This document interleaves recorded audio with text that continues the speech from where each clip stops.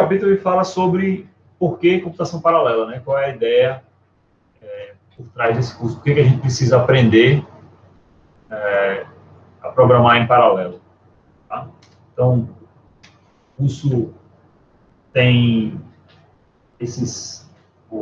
essa aula tenta responder essas perguntas aí, aborda esses tópicos, então, por que a gente precisa de um desempenho cada vez maior, né? Por que a gente precisa de máquinas cada vez mais potentes? Será que o poder computacional que a gente tem hoje não é o suficiente, né? Então, é uma pergunta meio retórica, né? Mas ela faz muito sentido no contexto de computação paralela, que é um contexto onde a gente vai buscar alto desempenho, e a gente respondê-la. Por que a gente precisa construir sistemas paralelos, né? Por que a gente não continua no paradigma de programação convencional, né? Que cada vez mais convencional está virando paralelo, né? Vou falar um pouco sobre isso também. Por que a gente precisa escrever programas paralelos, né? Ou seja, por que a gente tem que criar sistemas paralelos e por que os programas que a gente escreve para esses sistemas têm que ser paralelos também? Será que não existe uma forma de fazer com que um programa que a gente já tinha funcione também em sistemas paralelos, sem a gente ter que se preocupar em programar em paralelo? Tá? Vamos falar sobre isso. Depois a gente vai falar sobre como escrever programas paralelos, falar um pouco sobre o curso, né, o que a gente vai estar fazendo durante o resto do curso, e, por fim, tentar distinguir aí essas três palavras: concorrente, paralelo e distribuído. Bom, desde 1986 até 2002, a gente tinha mais ou menos um aumento de desempenho dos processadores cerca de 50% por ano, ou seja, dobrava a cada 2 anos, né? E esse fenômeno, essa lei, né, é conhecido como a lei de Moore, que não é bem uma lei, mas foi uma previsão, né, que o Moore fez. Gordon Moore é um dos donos da Intel, né? Então, muito tempo atrás lá, após ele observar o crescimento do desempenho do chip que ele já tinha fabricado, ele fez uma previsão de que aquele crescimento ia se manter por muito tempo. Na realidade, a lei de Moore, ela fala sobre a quantidade de transistores que você consegue colocar dentro de um die, dentro de um chip, né? Mas o que tem nesse primeiro tópico, ele fala sobre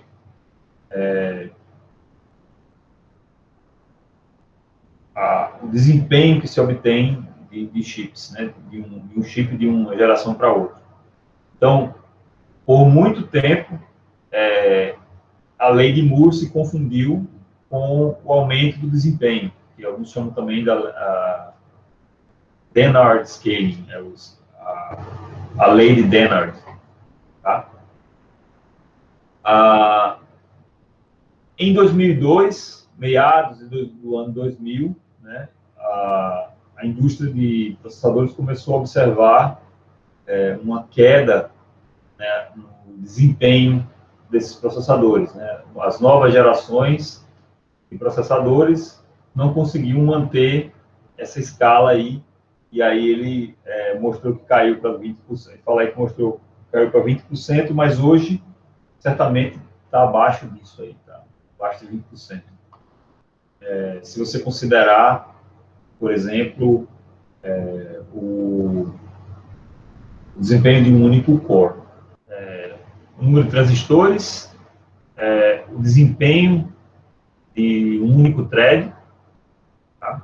E aí isso aqui em cima de um benchmark chamado spec int, a frequência de processamento dos cores, a potência que esses cores consomem e o número de cores, tá? O número lógico de cores em cada chip.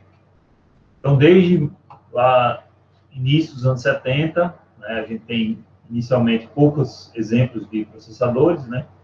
E à medida que os anos vão passando, depois dos anos 90 a gente teve um estouro aí da quantidade de processadores que a gente pode usar para popular esse gráfico. Observem que a quantidade de transistores em cada chip desse, ela ainda continua crescendo linearmente, ou seja, de acordo com essa interpretação, existem outras interpretações, tá? A lei de Moore ainda continua viva, ela continua,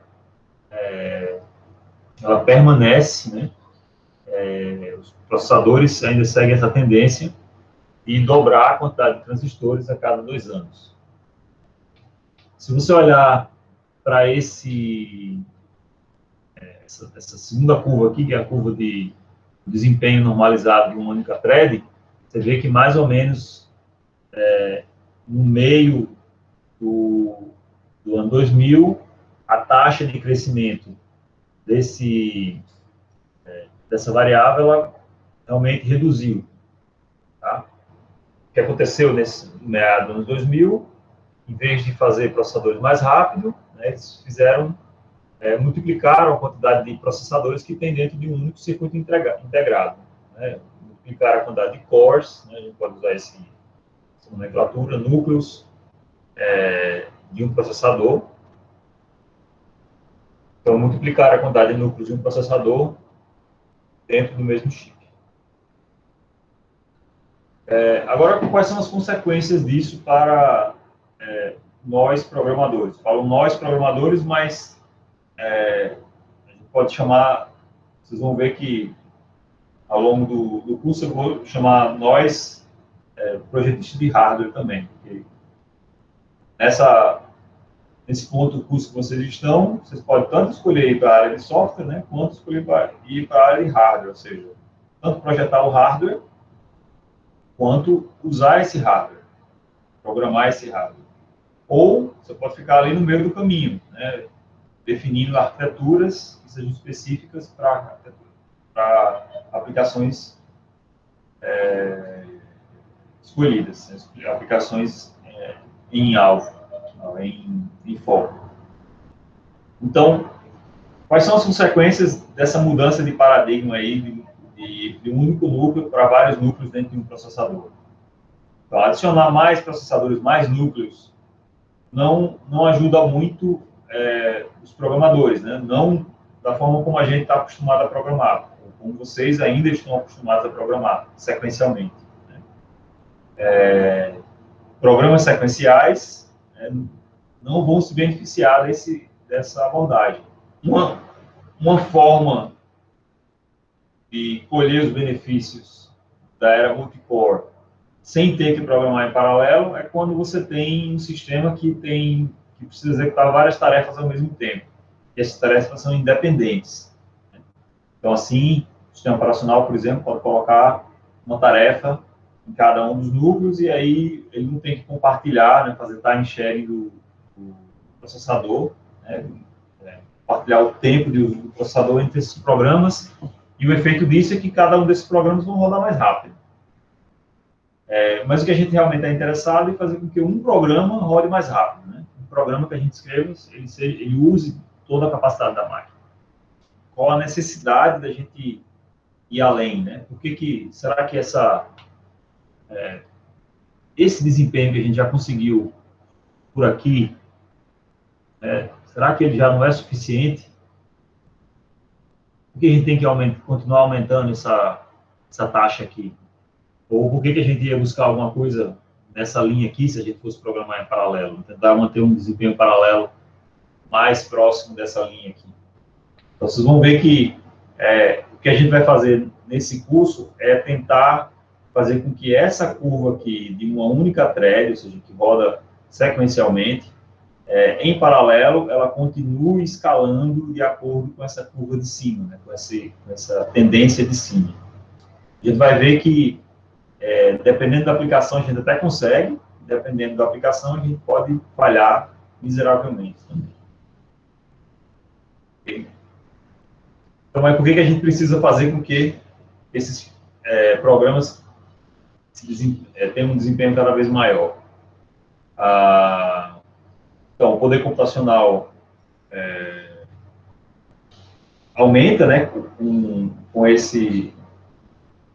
aumento do número de cores, não mais com o aumento da velocidade do core, mas que aumenta também são a necessidade que os problemas têm de serem resolvidos, né? Ou seja, a gente quer cada vez mais resolver problemas mais complexos, a gente quer cada vez mais resolver problemas de forma mais acurada, a gente quer cada vez mais resolver os mesmos problemas de forma mais rápida. Então, a gente tem aí pelo menos 3 razões para a gente querer mais desempenho de máquinas e de programas. Tá? Resolver problemas maiores, resolver problemas de forma mais acurada, resolver problemas mais rápido. Tá? Você pode querer os 3, né? Aí você tem uma necessidade ainda maior. Então, se não houvesse isso, se a capacidade de processamento ela tivesse estagnado de alguma forma, a gente teria deixado de resolver muitos problemas, né? Por exemplo, algumas décadas atrás, seria meio que impensável decodificar todo o genoma humano, né? Que é uma tarefa bem difícil. Então, exemplos desses problemas que estão ficando cada vez mais complexos seria, na realidade, os problemas não ficam mais complexos, né? A necessidade da gente de resolver o problema mais complexo é que cresce. Esse problema é, por exemplo, o problema da modelagem climática. Antes você se preocupava em ver o clima de uma região, hoje você está preocupado em modelar o clima do planeta inteiro. Em alguns casos, algumas simulações fazem simulação de clima espacial, né? Ou seja, se vai ter alguma tempestade magnética vindo do Sol na direção da Terra. Então, o escopo de problemas que a gente tem para resolver, ele não é limitado, ele é ilimitado. Então, quanto mais poder computacional a gente tem para simular algum fenômeno físico, mais complexos vão ser esses fenômenos físicos que a gente vai querer simular. Outro exemplo seria a dobra de proteínas. Não sei se vocês sabem para que serve dobra de proteínas, mas hoje eu acho que está mais do que comprovado que isso é uma das coisas mais importantes da sociedade, da humanidade, né? A dobra de proteína ela serve para a gente entender como desenvolver novas drogas ou novas vacinas, né? Com o Covid-19, né, com essa pandemia que alastrou o mundo inteiro, esses problemas de simulação de dinâmica molecular, como dobra de proteínas, ou encaixe de proteínas com drogas, né, com substâncias, estão mais em alta do que nunca. Então, muitos dos supercomputadores ao redor do mundo estão com parte da sua capacidade dedicada só para tentar descobrir novas drogas ou drogas existentes, tentando casar, né, essas drogas com a molécula do vírus da Covid-19, para que eles consigam, de alguma forma, achar uma proteína, uma droga, uma substância que consiga inibir a replicação do vírus dentro das células humanas. Então, o que acontece é que transistores cada vez menores geravam processadores mais rápidos, obviamente, né? Só que processadores mais rápidos aumentavam a dissipação de calor, né? O consumo de potência, isso aumenta a dissipação de calor, a concentração de calor, e com mais calor, como os processadores eram muito pequenos, e você não conseguia dissipar esse calor todo, você fazia com que esses processadores, né, ficassem não confiáveis, ou seja, que eles começassem a errar. Porque a elevada temperatura em processadores, além de fritar, né, você chegar a um ponto onde ele ia estourar, né, ele tão quente, aquele processador, ele também faria com que o próprio cálculo ficasse errado. Tá? A alternativa era clara, né, em vez de eles continuarem fazendo um único core, eles iam construir processadores com múltiplos núcleos, processadores multicore, processadores multinúcleos, onde um core agora seria uma unidade central de processamento. E aí onde surge o paralelismo. Na realidade, o paralelismo não surge aí, né? Ele surge há mais de 30 anos, né? 40 anos, assim, juntamente com a computação. Mas digamos que é aí que o paralelismo surge como, não mais como alternativa, mas como necessidade, como uma coisa necessária ao aumento de desempenho.